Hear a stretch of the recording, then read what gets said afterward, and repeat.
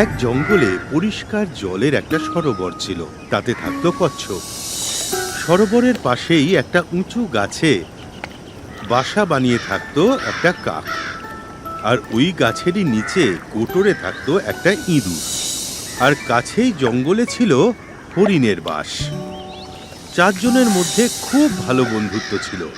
আলাদা আলাদা প্রজাতির হলেও ওদের মধ্যে বন্ধুত্ব ছিল খুব গাঢ়। সবাই একে অপরের প্রতি প্রাণপাত করতে পারত।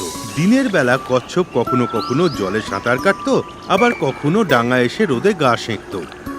বাকি তিন বন্ধু খাবারের খোঁজে বেরিয়ে পড়ত, আর অনেক দূরে গিয়ে ঘুরে ঘুরে তারা সন্ধেবেলা ফিরে আসতো। সন্ধেবেলা ফিরে চার বন্ধু মিলে আনন্দ করত, নাচত, গাইত এবং খুশিতে ভেসে যেত। একদিন ইঁদুর আর কাক তো ফিরে এলো, কিন্তু হরিণ ফিরল না। তিন বন্ধু বসে হরিণের অপেক্ষা করতে লাগলো। সেদিনকে খেলাধুলো করতেও ওদের মন চাইছিল না। তখন কচ্ছপ কিছুটা কাঁদো কাঁদো গলায় বলল, ও তো প্রতিদিনই তোমাদের দুজনের আগেই ফিরে আসে। আজকে জানি না কি হয়েছে যে ও এখনো ফিরে আসেনি। আমার মুখ ফেটে চৌচির হয়ে যাচ্ছে। হ্যাঁ, বিষয়টা খুবই চিন্তার। নিশ্চয়ই ও কোনো সমস্যায় পড়ে গেছে। এখন আমরা তাহলে কি করব? বন্ধুগণ, ও যেখানেই প্রায়শই চড়তে যায়, আমি ওই জায়গাটা একবার দেখে আসতে পারি, কিন্তু সন্ধে হয়ে গেছে, ভালো করে কিছুই দেখা যাবে না। আমাদের সকাল পর্যন্ত অপেক্ষা করতে হবে। সকাল সকালই আমি ওকে খুঁজতে বেরোবো, আর ওর নিশ্চয়ই কোনো খবর নিয়ে ফিরবো। হ্যাঁ, কিন্তু নিজের বন্ধু ভালো আছে কিনা না জেনে রাত্রিরে ঘুম কি করে আসবে, মনে শান্তি কি করে আসবে? আমিও বরং ওই দিকে এগিয়ে দেখি, কেননা আমি তো খুব ধীরে ধীরে যাই। তোমরা দুজন সকালে চলে এসো। আমিও হাতের ওপর হাত রেখে বসতে পারবো না। আমিও কচ্ছপ দাদার সঙ্গে যাই। কচ্ছপ দাদা, তুমি সকাল হলেই চলে এসো। কচ্ছপ আর ইঁদুর তো চলে গেল, আর কাক সারা রাত জেগে কাটালো। আকাশ পরিষ্কার হতেই কাক বেরিয়ে পড়ল। উড়তে উড়তে ও চারদিক লক্ষ্য রাখতে লাগলো। বেশ কিছুটা আগে গিয়ে ও দেখতে পেল কচ্ছপ আর ইঁদুর যাচ্ছে। কাক কাঁও কাঁও করে ওদের বলল যে ও ওদের দেখতে পেয়েছে, আর হরিণের খোঁজে ও আরো আগে যাচ্ছে। এবার কাক হরিণকে ডাকতেও শুরু করলো। বন্ধু হরিণ, তুমি কোথায়? আওয়াজ দাও বন্ধু।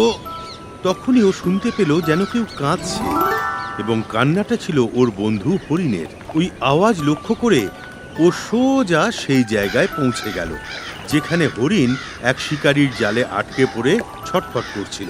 হরিণ কাঁদতে কাঁদতে বলল যে এক নির্দয় শিকারী কিভাবে ওখানে জাল বিছিয়ে রেখেছিল, আর ভাগ্যের পরিহাসে ও সেই জাল দেখতে পায়নি এবং তাতে আটকে গেছে।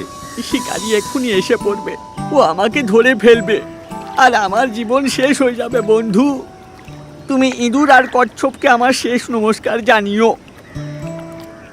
আমরা আমাদের প্রাণ বাজি রেখেও তোমাকে ছাড়িয়ে নেব। কিন্তু তুমি এটা কিভাবে করবে? শোনো, আমি আমাদের বন্ধু ইঁদুরকে আমার পিঠে বসিয়ে নিয়ে আসছি। ও ওর তীক্ষ্ণ দাঁত দিয়ে তোমার জাল কেটে দেবে। কাক উড়ে গেল আর খুব দ্রুত কচ্ছপ আর ইঁদুরের কাছে পৌঁছে গেল। বন্ধুরা, আমাদের বন্ধু হরিণ এক দুষ্ট শিকারীর জালে আটকে পড়েছে। ওর প্রাণ সংশয়ে রয়েছে। শিকারী ওখানে আসার আগে আমরা যদি ওর প্রাণ না বাঁচাই, তাহলে ও মারা পড়বে। ওর জন্য আমাদের কি করতে হবে তাড়াতাড়ি বলো। চিন্তা করো না কাক দাদা, আমাকে তোমার পিঠের ওপর বসিয়ে হরিণের কাছে নিয়ে চলো। তখনই কাক ইঁদুরকে পিঠে বসিয়ে হরিণের কাছে গেল। ইঁদুর চটজলদি ওই জাল কেটে হরিণকে মুক্ত করে দিল। মুক্ত হয়েই হরিণ বন্ধুদের ধন্যবাদ জানাতে লাগলো এবং ওদের আদর করতে লাগলো। তখন কচ্ছপও এসে ওখানে পৌঁছে গেল এবং একসাথে ওরা আনন্দ করতে লাগলো। তখন হরিণ বলল, বন্ধু, তোমরাও এসে গেছো।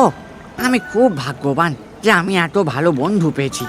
চার বন্ধু ভাবে বিভোর হয়ে আনন্দে মেতে উঠল। হঠাৎই হরিণ চমকে উঠল এবং বন্ধুদের সজাগ করে বলল, বন্ধুরা দেখো, শিকারি এসে গেছে, তোমরা লুকিয়ে পড়ো। ইঁদুর তক্ষুনি গাছের একটা কোটরে লুকিয়ে পড়ল। কাক উড়ে গিয়ে একটা গাছের ডালে বসল। হরিণ লাফিয়ে গিয়ে পাশের ঝোপে লুকিয়ে পড়ল। ও কিছুটা স্বস্তি পেল, কিন্তু ধীর গতির কচ্ছপ কয়েক পা এগোতে না এগোতেই শিকারী ওখানে এসে পড়ল। ও কাটা জাল দেখে নিজের মাথা খুঁড়ে বলল, কি ফাঁদে পড়েছিল আর কে কেটে দিল? এটা জানার জন্যে ও পায়ের ছাপ দেখার জন্যে এদিক ওদিক চোখ বোলাচ্ছিল। তখনই ও দেখতে পেল কচ্ছপ এগিয়ে চলেছে। ওর চোখ জলজল করে উঠল। বাহ, আজ এই কচ্ছপটাকে জমিয়ে রান্না করে আমাদের বাড়িতে ভোজ হবে। ও তখনই কচ্ছপটাকে তুলে নিজের থলিতে রাখলো আর ওখান থেকে চলে গেল। কাক সঙ্গে সঙ্গে হরিণ আর ইঁদুরকে ডেকে বলল, বন্ধু, আমাদের বন্ধু কচ্ছপকে শিকারী থলের মধ্যে পুড়ে নিয়ে যাচ্ছে। আমাদেরকে বন্ধুকে বাঁচাতেই হবে। বন্ধু, আমাদের চাল চালতে হবে। আমি খোঁড়াতে খোঁড়াতে শিকারীর সামনে দিয়ে চলে যাব। আমাকে খোঁড়া মনে করে আমাকে ধরতে গিয়েও কচ্ছপের থলিটা ছেড়ে দিয়ে আমার পেছনে দৌড়বে। আমি ওকে অনেক দূরে নিয়ে চলে যাব। আর এরই মধ্যে ইঁদুর ভাই কচ্ছপের থলিটা কেটে দেবে। পরিকল্পনা ভালো ছিল। লেংড়ে লেংড়ে চলা হরিণ দেখতে পেয়ে শিকারী আনন্দে লাফিয়ে উঠল। ও থলিটা ফেলে দিয়ে হরিণের পেছনে দৌড়ল। হরিণ ওকে ল্যাংড়ানোর নাটক করে ঘন জঙ্গলে নিয়ে গেল আর তারপর পালিয়ে গেল। শিকারী মাথা চাপড়াতে লাগলো। আর কচ্ছপ দিয়ে আজকের দিনটা চালাবে এটা ভেবে ফিরে ও থলিটা দেখল খালি।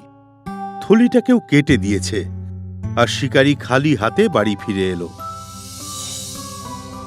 শিক্ষা: আসল বন্ধু জীবনের সব সমস্যা থেকে মুক্ত করে দেয়। আমাদের ইউটিউব চ্যানেলটিকে এখনই সাবস্ক্রাইব করুন। নতুন ভিডিও দেখার জন্য বেল আইকনটি অবশ্যই টিপুন। আমাদের ভিডিওর ওপর আপনার কমেন্ট অবশ্যই জানাবেন। ভিডিওটিকে লাইক করে নিজেদের বন্ধুদের নিশ্চয়ই শেয়ার করুন।